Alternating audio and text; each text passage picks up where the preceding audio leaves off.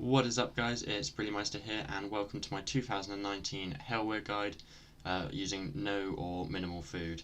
Don't forget to subscribe to my channel and hit the little bell icon so you're notified of all my future content, and don't forget to give this video a thumbs up as it did take a long time to make and a lot of effort went into it.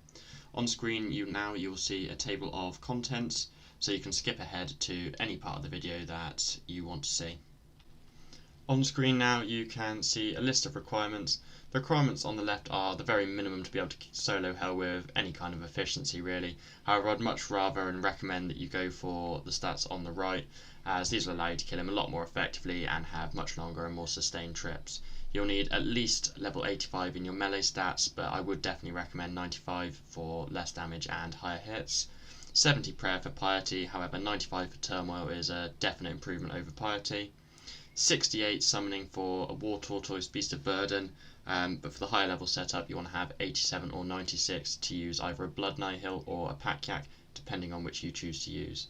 A shield is crucial at all times, as the resonance ability paired with this will allow you to use very little or no food at all at the higher levels.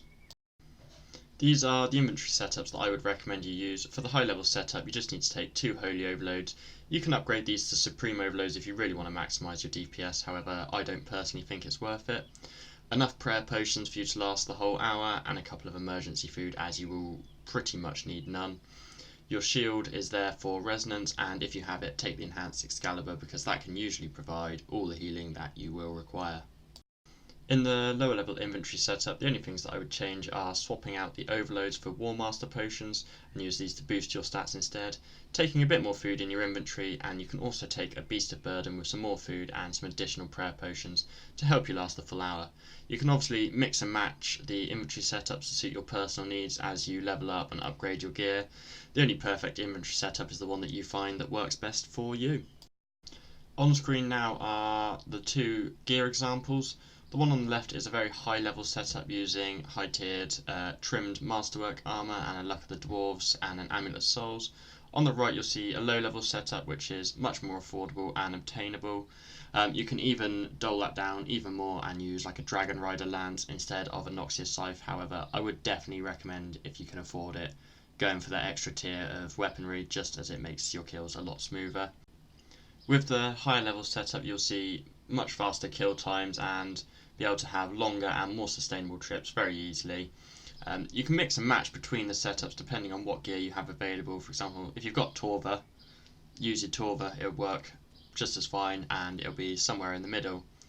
Just use the best in-slot DPS armour available, and if you really want to go cheap and you need the extra defense, you can probably even get away with using Elder Rune armour, but you don't get any kind of DPS buff, so the kills will be pretty slow. The only part of this gear that you can't really substitute out is the Scrimshaw of Vampirism, as it gives you such a massive amount of passive healing, and it's just one of the things that allows you to use absolutely no food at all at a high level. The auras that I would recommend are the damage boosting auras like the Berserker aura and any of the Brawler auras. If these are on cooldown or otherwise unavailable, or you're just at a lower level that needs a bit more hit points, then the Vampirism aura is very good for that as well. And if you are out of all of your auras and you just want to use a little bit less prayer potions for an hour, then the Penance aura works wonders as well. The first special attack that Helwyr uses, he summons 3 giant mushrooms that deal rapid damage to you if you're within them. If they spawn on top of you, simply surge or run out of them to avoid taking any damage. The second attack is the You Will Bleed.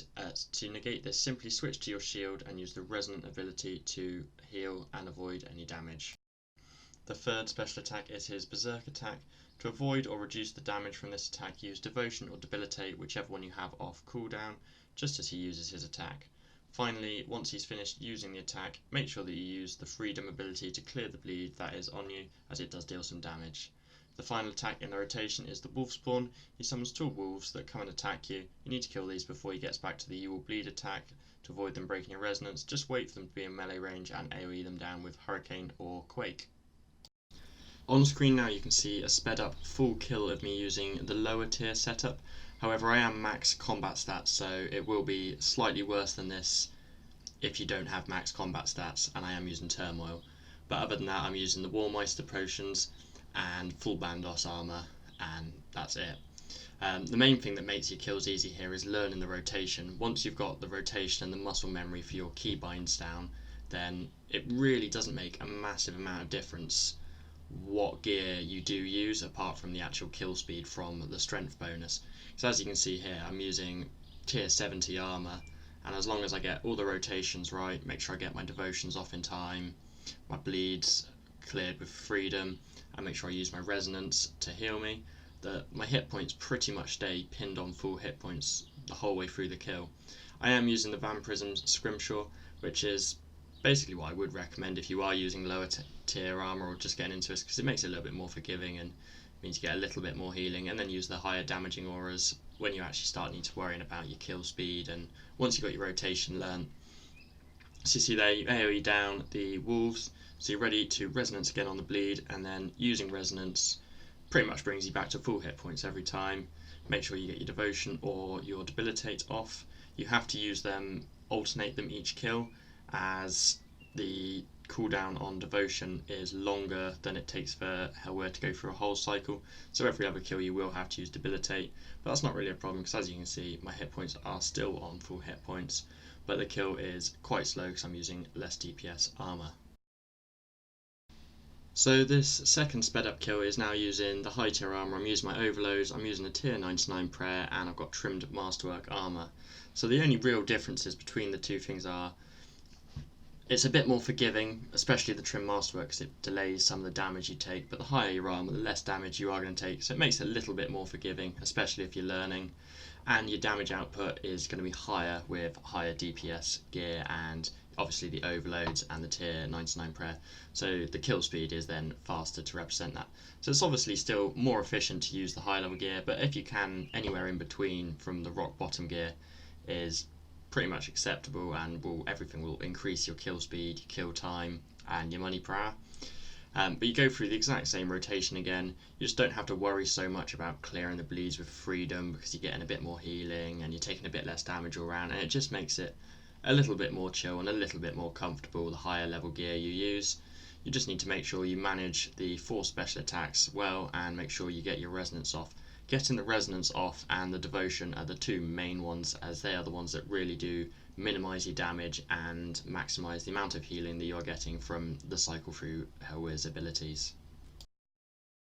Thank you very much for watching, guys. If you've got any questions or comments about this, don't forget to leave them in the comment section below. I will reply to everybody that does leave a comment. If you did enjoy the video and found this guide informative, then please give us a like, because I put a lot of time and effort went into this guide, and I really hope that you guys do enjoy it. Don't forget to subscribe to my channel for all my future content, and until next time, see ya.